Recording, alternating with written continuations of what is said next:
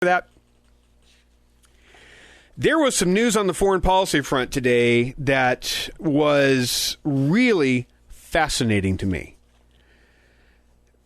The UN Security Council is a 15-member council that has a couple of people on it, or a few people on it, that have what's called a permanent veto, which means nothing happens if one of these people comes up and says, no, we're not doing this. You're being stupid.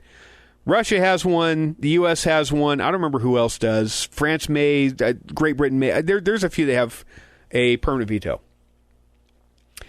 The reason the U.S.'s permanent veto at the UN has always been, well, there's several reasons why it's important. One of the reasons why is because the UN is as anti-Semitic a world body as there has ever been. If you want to really talk about anti-Semitism, you artists worried about art hanging on the walls of Ivanka Trump, you should really start taking a peek at what goes on in the UN. Because if you want to see what anti-Semitism is and how it manifests itself, go to Turtle Rock or not Turtle Rock. Go to Turtle Bay and see what happens there. Because they don't like Israel much there. The outgoing Secretary General, Ban Ki-moon, said in an interview, yeah, you know what? The UN's pretty anti-Israel. It's more anti-Israel than I even kind of like it to be, but, kind of is what it is. They don't like the Jews there. In fact, quite often you will see at the UN, at least once, twice, sometimes 3 times a year, there's a resolution that comes up, and unless the U.S. says a veto and says, no, we're not taking that up, what you're going to hear is a bunch of vetching about... Want to get Capone? Oops. Jews. They don't like the Jews much. So Egypt was going to come up with a proposal officially condemning the state of Israel for the construction of more settlements, which, the last time I checked, the U.S. shouldn't have anything to say about the settlement issue, because I thought the whole history of the U.S., when we expanded westward, was manifest destiny. Even though that land technically didn't belong to us, it did before too long. We took it. We took it and we built on it. Manifest destiny. That was the American way. The Israelis, outskirts of Jerusalem, land that belongs to them. No, you can't build land there because it's too much of a haggling point. It upsets your neighbors. You can't build on your land because we eventually don't want it to be your land. We want to take it from you and give it to people that have sworn to have you driven off into the sea because you don't have a right to exist. Yeah, that stuff. So Egypt wants to come up with this proposal to condemn Israel right before the end of the year on building more settlements. Historically, the U.S. says, get out of here with this, because Israel's our ally. There's not an ounce worth of daylight between us, even though we have our own internal squabbles about what we think about the efficacy of whether settlements are a good idea or not, because we seem to hold on to this myth of a two-state solution that we think we can jam down, which will never happen because one of the two sides doesn't accept the other side's right to exist. Nevertheless, this time around, we weren't going to not only veto, we weren't even going to say no. We were just going to sit this one out. We were going to abstain. John Forbes Kerry, who apparently doesn't seem to be too much concerned with Jews either, according to reports in the Washington Examiner and the Washington Post and CNN. Apparently, John Kerry said that we're just not gonna take part of it. If it happens, it happens. Sucks to be Israel. They shouldn't have built a house there. Shouldn't have built a street there. We tried to warn them not to. Now they're going to have to live with it. Okay? So that's going on. Except a funny thing happened.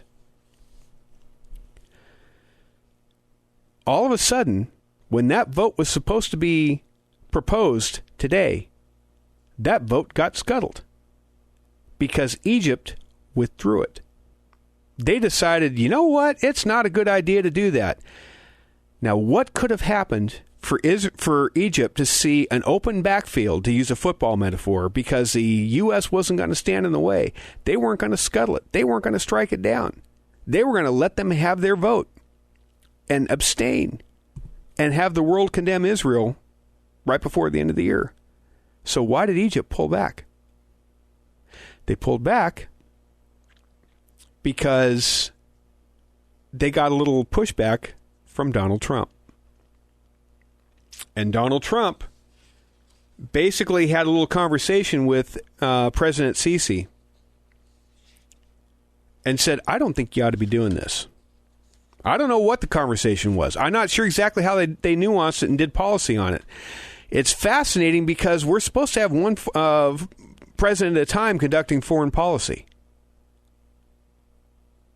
And this was important enough to Donald Trump that he wasn't going to let this stand.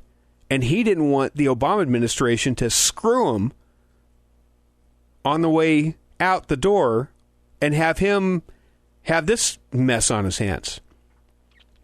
So Donald Trump called up al-Sisi and said, let's think about this.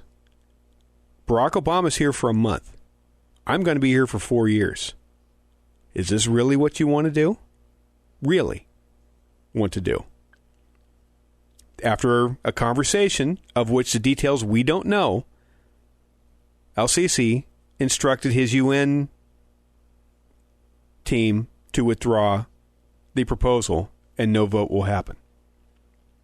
Now, here is the update to the story that I find the most fascinating about this. Robert Costa of the Washington Post, you know Bob, he's been on this show a gazillion times, cut his teeth politically with the National Review. He's actually a conservative. He's one of us. He's the one that had all the inside ties during the primary process. He had all the inside ties to Congress when we were going through the government shutdown and all that stuff. There was often times when there were things going on in the House Republican conference room that before they even left the conference room, somebody inside had already texted and leaked info to Costa, who already had it out in Twitter. That's how good Costa's sources are. He's very, very good at this. Now he's obviously at the Washington Post. And he's got ties inside Trump Tower. I don't know who, don't know why or how, but he's connected. Robert Costa wrote this on Twitter literally, 50 minutes ago, 5 minutes before I signed on. Kushner and Bannon worked together all night Wednesday on the UN Israel issue, per several people familiar with the discussions. Kushner is Ivanka's husband, Jared Kushner, who is going to be a major role player, especially on the Israel issue in the Trump administration. Jared Kushner is a big supporter of and has been a big investor and supporter in the past of the settlements, of a lot of the settlements. He's Jewish. Ivanka's Jewish. The grandkids are Jewish. And he's working all night with Steve Bannon, the anti-Semite who hates the Jews. And the two of them all night long worked on what they should say, how they should message this, prep their boss so that Donald Trump can get a hold of Sisi and have a conversation and work this out as a sidebar and scuttle what John Kerry's plans were. Now, I am not a fan, never have been, never will be, of Steve Bannon. I have never met Steve Bannon. I've never associated with him. I don't know him personally. My estimation of Steve Bannon is based upon conversations I've had with 3 different people that are friends of mine that all used to work for him back in the Breitbart days. I have never met Bannon personally. The nearest I can triangulate based upon the second and third hand information that I have about Steve Bannon is that he is not an anti-Semite. He is just merely an asshole. He is a rotten boss. He's a jerk. He's all sorts of things that you don't like. But an anti-Semite is not one of them. What's fascinating to me is that all the way along in this transition process so far, we heard the news about Kellyanne Conway getting a counselor to the president role today. And I think that is just grand that Kellyanne is going to be right there advising Donald Trump. I think she's got a lot of advice to give him. She's very politically astute. I think that is a very good move all the way around. Mike Pence's hands are all over the transition team for the most part. A lot of the people that we like that have been picked so far for key positions have run through Mike Pence. There's a lot to like about the people that are around Donald Trump. That said, up until literally an hour ago, we really haven't seen or heard much impact or much of a role so far from Steve Bannon on anything to do with the transition. You can't look at much of the transition so far and say, "Yep, you know what? That's a Bannon pick." You just can't. Now he may have had, well, he's good. He may have been in on a conference call or 2 or 3 or 5. It's possible. We don't know. But you can't look at Jeff Sessions or all these other people and say, "Yep, that's the guy that Bannon said it's either him or I walk." You just don't see that. But what's interesting is where Bannon did pop up is in an issue where it specifically runs counter to what the narrative is that the left so seems to want to. Remember, we had Henry Winkler on. Henry Winkler, very Jewish. He had his main concerns when he had his conversation with Hugh. His main concerns about Donald Trump were about who he associated with, chiefly Bannon. Also Mike Flynn, but chiefly Bannon. Why?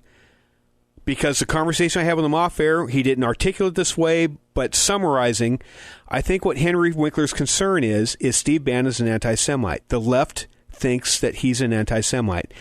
Hollywood left, the Jewish left, they think that Steve Bannon is an anti-Semite, and they are really, really worried that the next Holocaust is coming because Donald Trump is surrounding himself with a Nazi, and they're going to come for the Jews again. I think that's ridiculous, but that's the perception. Trump brought that perception on himself because he and Bannon played footsies with the alt-right, and they haven't done a good enough job tamping that down and disowning that enough. They need to continue to do so. They should have never done it to begin with. That said, this story of Donald Trump doing his own foreign policy to do a preventive block to keep Barack Obama from handing him a little excrement burger, I think was pretty brilliant. It's near unprecedented, but I think it was necessary in this case. I think it was necessary. It's not that I would advise him to have 2 different guys doing competing foreign policy at the same time. That's very dangerous to do. But it would have been more dangerous to sit back on pomp and circumstance, to sit back and let the existing president absolutely kick Israel in the shins and have an even worse situation handed to him in a month. This was a very nuanced way of defusing a situation that didn't have to be so and allow for something to happen down the road. I just think that was grand. Now, number 2 story. Donald Trump says he wants to greatly strengthen and expand U.S. nuclear capability, a radical break from U.S. foreign policy. This is a Carol Morello story over the Washington Post. President-elect Donald Trump on Thursday called for the United States to expand its nuclear arsenal after Russian President Vladimir Putin said his country's nuclear potential